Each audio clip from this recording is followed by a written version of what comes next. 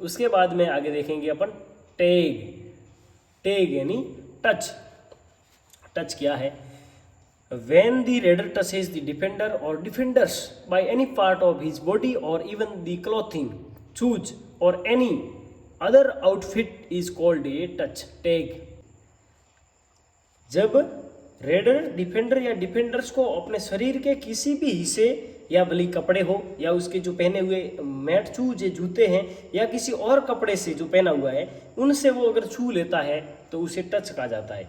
भले ही वो अपने शरीर के किसी हिस्से से छू रहा हो या कपड़े से पहना हुआ है जो या उस मैट शूज से उसको क्रॉस टच कर रहा है तो वो टच माना जाता है।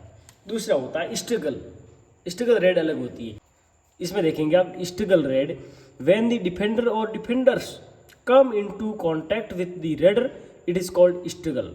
आफ्टर टच और struggle the lobbies become part of the FOP, field of play. FOP का मतलब होता है फील्ड ऑफ प्ले, यानी जब डिफेंडर या डिफेंडर्स का जो समूह होता है वो रेडर के संपर्क में आता है तो इसे स्ट्रगल कहते हैं।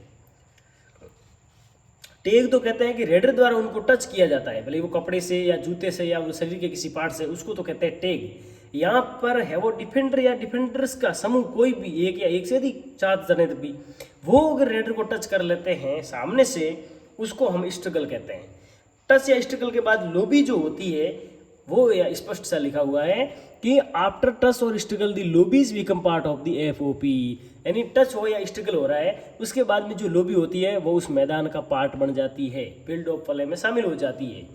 ये था स्ट्रगल रेड। अब उसके बाद में आगे देखेंगे हम एम्प्टी रेड। एम्प्टी रेड क्या है? एम्प्टी रेड ये है कि when the raider crosses the baulk line of the defending team at least once during the course of a raid and reaches his half with Kent without scoring or losing a point is now as empty raid, यानी खाली छापा या खाली red कह सकते हैं इसको। जब रेडर रेड के दौरान कम से कम एक बार डिफेंडिंग टीम होती है सामने, जो विरोधी कोर्ट होता है उनकी जो बॉक लाइन होती है जिसको हम लाइन टच रेखा बोलते हैं, उनको वो अगर पार कर लेता है और बिना स्कोर किए या पॉइंट गंवाए केंट के साथ बोलते हुए रेड बोलते हुए वापस अपने मैदान में पहुंचता है तो इसे एम्प्टी रेड कहते हैं।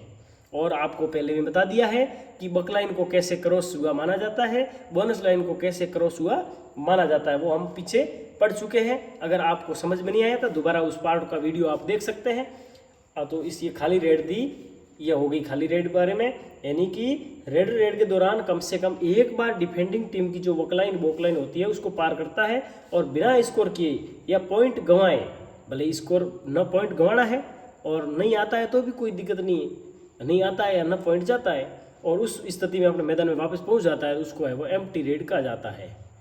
अब इसके बाद में आती है प्रोडक्टिव रेड, इसको कहते हैं उत्पादक रेड। और इसमें क्या होता है तो आप देखेंगे a raid in which a point is scored by any team will be called as productive raid, यानी एक रेड जिसमें एक पॉइंट मिलता है किसी भी टीम द्वारा, भले ही किसी भी टीम से मिल रहा है लेकिन एक पॉइंट मिल रहा है तो उसको हम प्रोडक्टिव रेड कहेंगे, उसको हम प्रोडक्टिव रेड कहेंगे।